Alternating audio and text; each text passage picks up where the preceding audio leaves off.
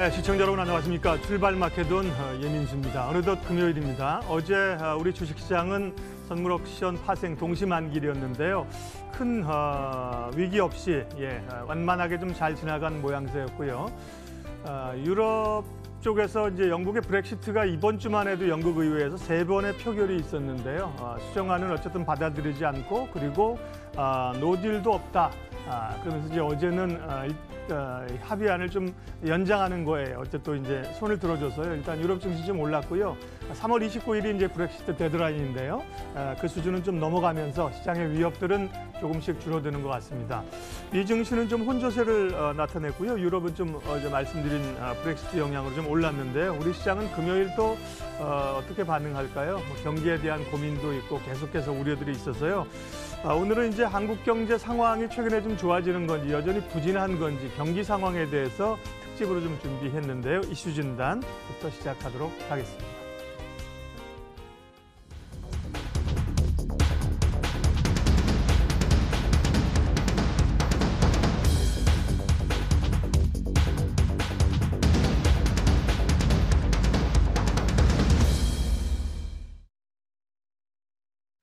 예, 사실 뭐 우리뿐만 아니라 글로벌 경제 전체가 침체의 이 상황 속에 지금 계속 있는 상황인데요. 특별히 한국 경제에 대해서 최근에 우려의 목소리들이 나오고 있습니다. 어느 정도 한국 경제가 좀 위험스러운 건지 혹은 돌파구는 있는지 오늘 건국대학교 경제학과 최백은 교수님 모시고 말씀 좀 나눠보도록 하겠습니다. 교수님 어서 오십시오. 네, 안녕하세요. 그러게요. 경기가 좀 좋아져야 되는데 여전히 지표들은 안 좋고 한국개발연구원 KDI도 지난 11일 날 우리 경기에 대한 우려를 나타냈고 IMF는 오히려 경기 상황과 함께 추경을 편성해야 된다. 이런 이례적인 구체적인 대안까지 제시하면서 우리 상황이 이렇게 안 좋은 거냐 이런 생각들을 갖는데요. 지금 상황 교수님께서 어떻게 판단하고 계세요? 지금 뭐 앵커께서 먼저 말씀하셨지만은 우리 경제뿐만 아니라 주요 경제들이 다 지금 하방 리스크를 갖고 있습니다. 네. 근데 우리나라 지난해 이제 성장률을 보게 되면요, 2.7% 중에서 수출이 한 44%니까 한 1.2% 정도를 기여를 했어요. 순수출이요. 그런데 지금 수출이 지금 역성장을 하고 있잖아요. 후퇴를 하고 있다 보니까는 그리고 그것이 일시적인 어떤 현상으로 끝일 것이 아니라 상당 기간 지속될 수밖에 없다고 지금 진단들 하고 있고요. 그런 점에서 수출이 만약에 역성장을 하게 되면은 우리나라는 수출의 주로 주력 산업이 제조업이다 보니까는 제조업의 생산이라든가 투자가 그러니까 둔화될 수밖에 없어요, 같이요. 지난해도 이제 기업 투자가 굉장히 마이너스 행진을 했었는데 올해도 그러니까 살아나기 좀 쉽지 않다. 이제 그러다 보면 이제 그러니까 성장률 정부가 목표하고 있는 한 2.6에서 한 2.7%가 달성하는 것은 사실상 이제 어려워지고 있는 게 아닌가. 그런 차원 속에서 이제 IMF에서는 이제 그러면 결국 민간 부분이라든가 대외 수출 환경이 나빠지는 상황 속에서 결국 그 부분을 정부가 좀 이제 그러니까 메꿔야 되지 않겠는가. 이 차원 속에서 이제 추경 편성을 이제 권고한 걸로 이제 이해하고 있습니다. 네. 크게 경제는 보면 생산, 소비, 투자 이 세 개 축인데요. 생산은 말씀하신 것처럼 수출에 대한 우려도 있고 소비도 사실은 뭐 주머니를 열 수 있는 상황은 아니고 투자 쪽이 특별히 이제 뭐 부동산이 우려가 있어 잡다 보니까 이제 건설 투자 이런 게 영향을 많이 미치잖아요. 그런 쪽도 그렇고 그러면 이제 특별히 지금 말씀하신 수출이나 건설 투자 별로 뭐 좀 좋은 것을 찾기가 좀 어렵네요. 지난해 이제 기업 투자 중에서요. 특히 기업 투자가 한 0.7% 정도를 성장률을 이렇게 깎아먹었습니다. 그러니까 그 깎아먹은 이유 중에 하나가 뭐냐면 건설 투자였었는데요. 건설 투자가 지난해 1년 동안에 전년 대비해서 한 4% 정도가 감소했습니다. 감소했는데 올해는 제가 볼 때 이제 뭐 기저효과석과 해가지고 건설 투자 감소세가 이제 그러니까는 정부가 더군다나 이제 SOC 사업 같은 경우도 좀 펼치고 있고 그래가지고요. 그래서 건설 투자가 마이너스 행진은 저는 이제 중단될 거라고 보고 있어요. 이제 건설 투자가 마이너스가 되게 되는 원인이 사실은 보게 되면요. 박근혜 정부 때 이제 그러니까 건설 경기 부양을 좀 했었거든요. 그래서 당시에 2015년부터 17년까지 보게 되면 건설 투자 증가율이 연 8.2% 증가했었어요. 근데 이게 장기 평균선이 한 5.4%였었는데 그것보다 한 2.8%포인트가 높았었던 거죠. 그 후유증이 이제 지난해 나타났던 건데요. 그래서 이제 지난해 이제 결국은 이제 정상 궤도로 이제 되게 이제 복귀하고 또 정부가 지금 어쨌든 간에 SOC 사업 같은 경우를 많이 지금 이제 펼치려고 하고 있는 상황이다 보니까는 건설 투자가 좀 이제 뭐 회복되거나 아니면 더 이상 후퇴하지 않는다면은 기업 투자가 더 이상 그러니까 마이너스 행진할 가능성은 저는 이제 좀 이제 낮다고 보고 있고요. 예. 그 문제는 뭐냐면 이제 수출입니다. 수출 환경이 그러니까 굉장히 나빠지고 있는데요. 우리가 유럽에 있어서 그러니까 그 제조업 강국이자 수출 강국인 독일을 보게 되면요. 독일 같은 경우도 지난해 이제 말부터 굉장히 경기가 빠르게 이제 급감하고 있습니다. 네. 그게 이제 수출 타격입니다. 그래서 지난해 이제 그러니까 4분기에 0.6%를 이제 성장률을 기록했는데 우리는 지난해 4분기에 연율 3.1% 기록했죠. 예. 그러니까 지금 전반적으로 지금 나빠지고 있고 더구나 중국 경제가 옆에 있는 중국 경제가 굉장히 지금 빠르게 둔화되고 있습니다. 그러다 보니까는 결국 이제 수출에 이제 그러니까 이 부작용이 어디까지 미칠지가 이제 그러니까 굉장히 변수인데 이 지금 수출의 둔화가 2015년도를 좀 생각해 보면 됩니다. 2015년도에 수출이 마이너스 성장률을 했었어요. 2015, 16년도에요. 그랬었는데 그 당시에 이제 박근혜 정부에서도 추경을 이제 10조 이상을 이제 투입을 한 적이 있었습니다. 그 경기 둔화를 막기 위해서요. 그러니까 지금 그 상황과 비슷한 상황이 아닌가 저는 이렇게 생각하고 있습니다. 예. 그러게요. 이제 유럽 상황이 좀 올해 이제 녹록지 않은데 거기 이제 독일 말씀하신 게 있고요. 그 부분 대외 변수는 좀 이따가 좀 여쭤보도록 하겠고요. 국내 상황과 관련해서 사실 제일 그 체감적으로 느끼고 정부도 부단히 신경을 쓰고 있지만 사실 또 잘 안 되는 게 고용이지 않습니까? 네, 일자리 그렇습니다. 문제인데 네. 얼마 전에 나온 그 2월 고용 지표가 일자리 수가 좀 늘었다고는 하나 그 전에 워낙 쇼크였었고요. 네.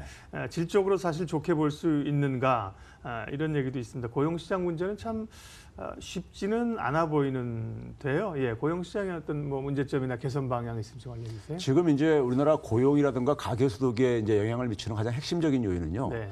제조업 충격하고 그다음에 이제 인구 고령화입니다. 예. 인구 고령화인데 지금 보게 되면 2월달 고용 지표를 보게 되면은 한 23만 명 이상이 증가했는데 대부분이 어떻게 보면 65세 이상에서 일자리가 만들어진 거예요. 예. 그런데 또 하나 이제 보게 되면은 이제 그 15세에서 64세 이상 인구의 고용률을 보게 되면은 전년하고 변화가 없어요. 똑같아요. 그 얘기는 뭐냐면 40대나 30대가 일자리가 줄어들었는데 어떻게 고용률이 안 변하느냐 이제 그렇게 할 수 있는데 인구 감소의 요인입니다. 네. 15세에서 64세 인구가 2017년 5월 이후부터 이제 감소로 전환했습니다. 그리고 65세 이상 인구는 지금 빠르게 증가를 하고 있어요. 지난 1년 동안에도 한 31만 명 이상이 증가를 했거든요. 네. 65세 이상 인구가요. 그러니까 이제 65세 이상 인구 같은 경우는 사실 민간 노동시장에서 일자리를 잡기 힘든 연령층입니다. 그러다 보니까 정부 입장 속에서는 이제 그러니까는 그 노인 빈곤 문제를 복지로 접근하든지 아니면 어쨌든 간에 뭐 공공 일자리라도 제공을 하지 않을 수밖에 없는 이런 상황인 겁니다. 그러다 보니까 정부가 이제 시니어 일자리 대책으로 이렇게 적극적으로 하다 보니까는 그 속에서 이제 노인 일자리가 많이 만들어지고 있는 이런 추세가 있는 것이고요. 근본적인 고용 상황에는 지난해와 같이 이제 별 변화는 없습니다. 기본적으로 이게 제조업 충격입니다. 제조업 예를 들면 이제 우리가 지난해 봄에 한국 GM이 군산에 철수했잖아요. 그럼 제조업 일자리가 줄어들면서 그 지역에 이제 자영업이 밥장사라든가 이런 게 타격을 봅니다. 그러면 이제 상가 수요도 줄어들게 되고요. 그러면 이제 건물에 이제 그러니까 관련된 청소라든가 경비, 임대업이 이제 일자리가 줄어들게 되고요. 이 연쇄적으로 충격을 미치는 겁니다. 그래서 그 제조업 충격이 당분간도 지속될 수밖에 없는 상황이기 때문에 더군다나 수출 환경이 나빠지고 있어서요. 그런 점에서 고용 일자리 증가의 그 규모는 저는 그렇게 크게 중요하지 않다고 보고 있고요. 2월달 고용 지표에서 그래서요. 기본적으로 이 제조업 충격을 얼마나 우리가 이제 선방하느냐가 저는 관건이고요. 그다음에 이제 빠르게 고령화가 진행되는 상황 속에서 좀 이제 사회 안전망이라든가 복지를 좀 확충할 수밖에 없다고 저는 생각하고 있습니다. 네. 그 부분 조금만 더 좀 여쭤보면요. 그 결국은 이제 제조업의 그 근간들이 훼손되고 좀 무너진다는 표현까지도 하는데 그러다 보니까 결국 이제 일자리에 영향을 미치고 소비에 영향을 미친다는 맞습니다. 말씀이잖아요. 그러면 그 풀 수 있는 실마리가 그렇다고 우리가 뭐 기업들은 다 해외로 뭐 중국마저 인건비가 비싸니까 베트남, 인도로 가는 상황인데 공장을 뭐 더 짓고 생산 부분을 확장한다는 게 국내에서 사실은 현실적으로는 쉽지 않잖아요. 예, 그렇습니다. 이제 제조업을 이제 그러니까 뭐 흔히 고부가 가치 한다든가 이 부분이 이제 결국은 서비스 경쟁력하고도 맞물려 있는 건데요.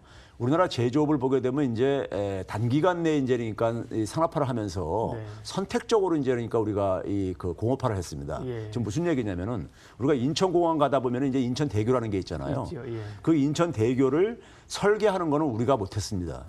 건설하는 건 이제 그러니까 설계도에 따라서 우리가 이제 짓는 건 우리가 했는데 이제 설계 서비스 같은 경우가 굉장히 고부가 가치 부분이에요. 서해대교 말씀하시죠? 그렇죠. 인천 공항 가는데. 대교예요. 그러니까 우리가 이제 그 제조업에 있어서 이제 그러니까는 고부가 가치 부분들이 되게 이제 제품을 설계하는 역량이라든가 이런 부분들인데 이런 게 우리가 취약하다 보니까 서비스업소 굉장히 구조적으로 취약한 이런 상황이 지속되고 있는데요. 근데 이제 한 가지 저는 이제 우리가 좀 사고의 전환이 필요한 게 올해 우리가 1인당 소득이 3만 달러 돌파했다잖아요. 그러면 인구 5,200만 원에서 이제 3만 달러면은 1조 한 5, 6천억 달러 정도 시장 규모라는 얘기인 겁니다. 그런데 그에 걸맞는 그러니까 우리가 내수 시장을 확보하지 못하고 있어요. 우리보다 앞선 선진 국가들은 대개 보게 되면은 가계 소비가 GDP에서 차지하는 비중이 한 60에서 70% 됩니다. 근데 우리나라는 지난해 기준으로 한 48%뿐이 안 돼요. 그러니까 그만큼 이제 우리가 내수를 제대로 활용을 못 하고 있다는 의미이고요. 그건 결국 이제 가계 소득이 취약하다 보니까는 생기는 문제이거든요. 그래서 이제는 우리가 선진국 정도의 경제 규모가 됐으면은 우리도 그에 걸맞는 그러니까 내수 규모를 좀 키워야 된다. 그 내수를 키워야지만이 또 서비스가 또 발전할 수 있어요. 서비스는 내수에 많이 의존을 하기 때문에요.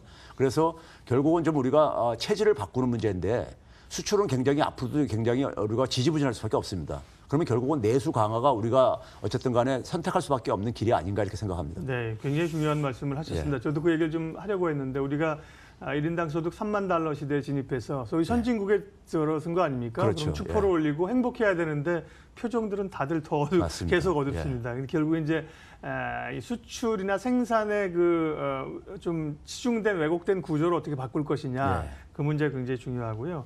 대외 변수를 좀 여쭤보겠습니다.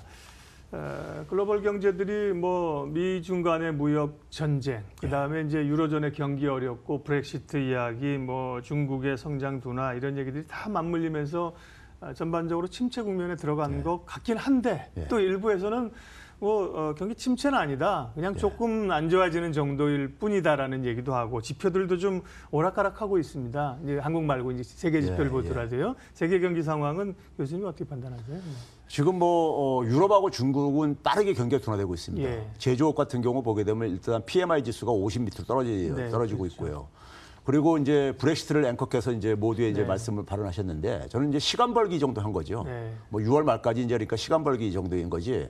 근데 시간 벌었다고 해가지고 그것이 해결될 가능성도 굉장히 낮습니다. 그러니까 해결될 가능성이 높았으면 벌써 해결됐었을 겁니다. 이제 그런 점에서 이제 그 브렉시트 사태는 여전히 그러니까 중요한 하나의 우리가 이 하방 리스크의 하나 중요한 요인으로 작용할 것이고요. 저는 그것보다도 사실은 가장 우려스러운 것이 중국 경제입니다. 중국 경제인데 중국 경제가 사실 지금 지난해 4분기에 이제 목표 성장률 구간인 6.5% 밑을 이제 그러니까 내려와 버렸어요. 그래서 올해 이제 양해에서도 이제 6에서 6.5%로 조정을 했는데 그 6% 내용을 좀 또 이제 더 들여다보게 되면요. 정부가 만든 그러니까 성장률이 한 3.5% 이상이 됩니다. 그러니까 민간 부분이 만들어내는 것은 2%대뿐이 안 된다는 얘기입니다. 그러니까 지금 중국 기업들이 빠르게 지금 좀비화가 되고 있어요. 올해 1월 달에 그러니까는 그동안에 이 대출에 대한 그러니까 이 대출의 부실화 문제를 구조조정하기 위해서 이제 구조조정 추진하다가 완전히 방향을 턴해가지고 올해 1월 달에 은행 대출이 사상 최대액을 기록했습니다. 다시 푸는 쪽으로. 그렇죠. 기업들을 지원하지 않게 되면은 기업들이 굉장히 위험하다고 지금 생각하고 있는 것인데요. 그런데 이제 그런 상황 속에서 우리가 연상되는 게 뭐냐면 일본의 90년대 상황입니다. 일본의 90년대 그러니까 일본의 기업들이 이제 부실화된 것을 구조조정하기보다는 금융 지원을 가지고 이제 연명시켰어요. 그 상황 속에서 일본이 장기 불황, 일본 기업의 좀비화가 진행됐었죠.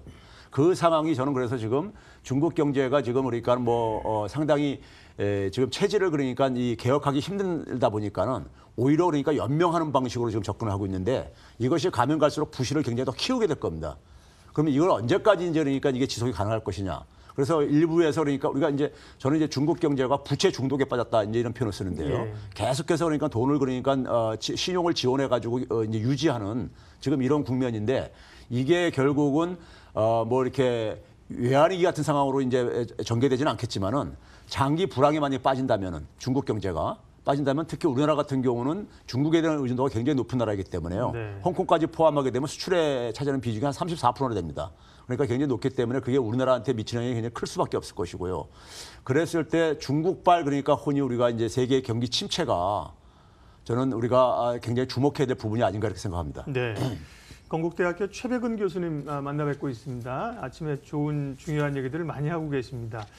그러게요. 중국 상황들이 중국이 좀 어려워질 수 있고 지금 이제 좀 그런 얘기들은 좀 교수님 얘기하는 게 좀 특이하고 귀에 들어옵니다. 예를 들면 중국이 이제 소위 이제 일본식 모델로 갈 수도 있다는 말씀도 하셨고 중국 경제 위기. 그런데 이제 한편으로는 중국 경제의 어떤 불안정성은 한국 경제에는 상반된 측면이 있지 않습니까? 이를테면 중국이 사실은 보면 지적재산권이나 뭐 이런 거 베끼기 시작하면서 저가로 사실은 굉장히 좀 우리에게 위험 요인이기도 하잖아요. 뭐 인력도 빼가고 그렇죠. 반도체도 하겠다, 뭐 반도체 굴기 이런 것들이 좀 브레이크가 걸려주는 것들은 우리 기업 측면에서는 조금 격차를 조금 유지하거나 버릴 수 있는 그런 기회로 좀 삼을 수는 있지 않을까요?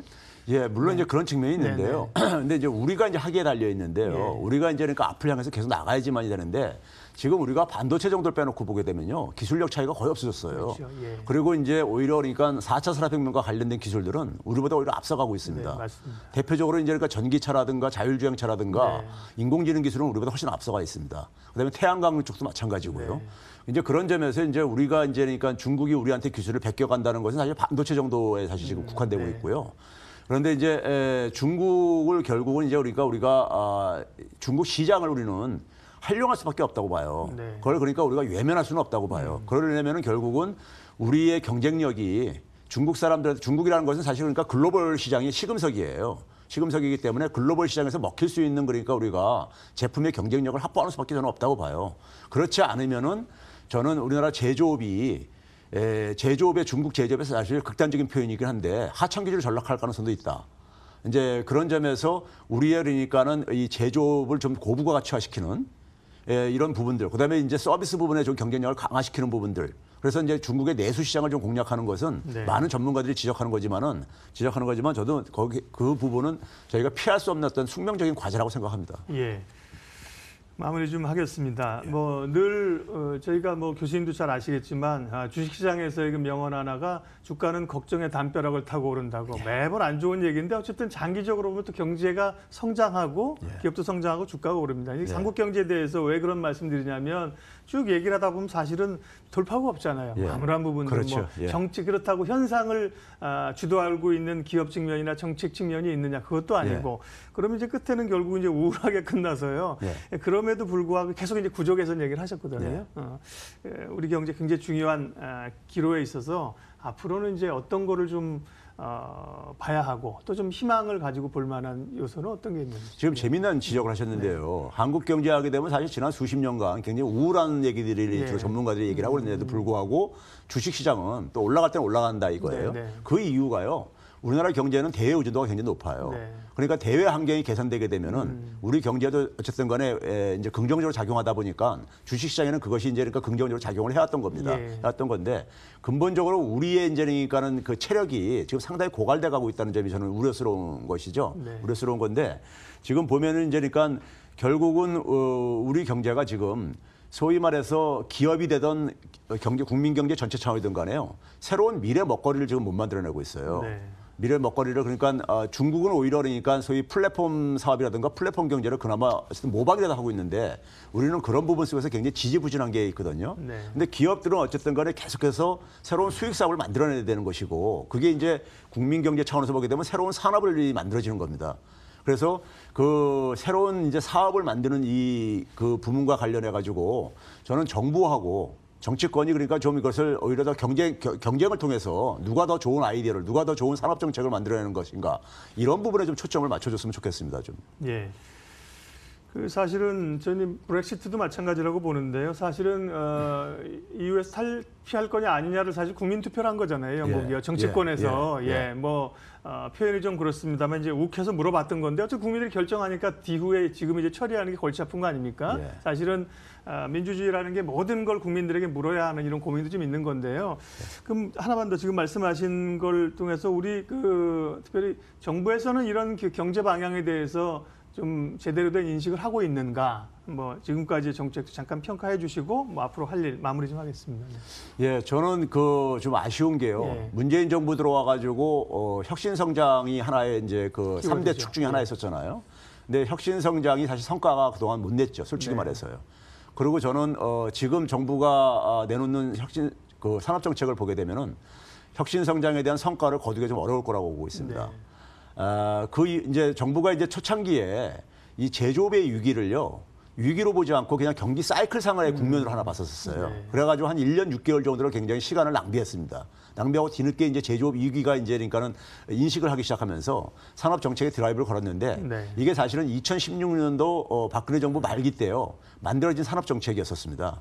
그러니까 그 당시에 이제 그러니까는 그 만들어진 산업 정책이 박근혜 전 대통령이 이제 탄핵을 받으면서 이게 서랍 속에 들어가 있던 것이 다시 이제 이게 나온 게 지금 최근에 말하는 산업정책의 내용들이에요. 네. 그런데 그 당시 산업정책이라는 것들이 사실은 어느 정도 그러니까 학계에서 검증됐거든요. 문제가 있다고요. 근데 이제 그런 부분들이 지금 그냥 이렇게 반복되고 있다는 점에서 박근혜 정부에서 4년 내내 그러니까 창조경제 얘기했는데 우리가 성과를 못 거뒀듯이 예. 그런 이제 반복을 할까 봐 굉장히 저는 우려스러운 것이고요. 그래서 산업을 이제 새로운 산업정책이 성공하려면요. 정부가 그러니까 굉장히 훌륭한 의사가 돼야 됩니다. 훌륭한 의사가 됐는데 의사가 훌륭하다는 건 뭐냐면 환자를 진단을 일단 잘해야 정확하게 진단을 해야 네. 되는 거죠. 그래야지만 정확한 처방이 나오는 거거든요. 잘못된 진단을 하게 되면은 처방도 잘못된 처방이 나와가지고 오히려 환자로 오히려 더 고통을 줄 수가 있어요. 네. 그런 점에서 정부가 새로운 산업을 육성하려면은 그 산업에 대한 해당 산업에 대한 정확한 이해가 필요합니다. 근데 제가 볼 때는 지금 플랫폼 경제에 대한 정부의 이해도가 그렇게 높은 것 같지는 않아요. 그래서 창조 경제에 대한 이해도가 박근혜 정부에서 낮다 보니까 성과를 못 냈듯이 지금 정부도 그러니까 플랫폼 경제에 대한 이해가, 공유 경제에 대한 예. 이해가 좀 저는 좀 약간 미흡한 게 아닌가. 그래서 좀 이제 성과가 좀 이제 그러니까 나오기가 쉽지 않은 구조라는 점에서 좀 아침부터 시청자들한테 죄송하지만은 네. 그런 말씀을 드릴 수밖에 없습니다. 예. 교수님 말씀하신 거 가운데 투자하시는 분들 입장에서 굉장히 그 중요한 또 아이디어가 있습니다. 이제 경제 자체가 이제 제조업 중심의 산업들은 사실은 선진국에서 다 이제 개도국적으로 다 빠져나가고 네, 사실은 플랫폼 경제, 소위 이제 자본주의 4.0 시대가 열린다는 거거든요. 그런 데 대한 저희는 어쨌든 투자하시는 분들이 많이 보시기 때문에 예. 말씀하신 걸 포함해서 그런 그 아이디어도 좀 찾아보면 좋겠습니다. 예. 한국 경제 현재 상황들 그리고 어떻게 좀 방향을 좀 뚫고 나가야 될 것인지 오늘 아침에 건국대학교 경제학과 최백은 교수님 모시고 말씀 나눴는데요. 예, 좋은 얘기 속에 좀 새길 만한 내용들이 많이 있어서 예, 행복하네요. 교수님 고맙습니다. 네, 감사합니다.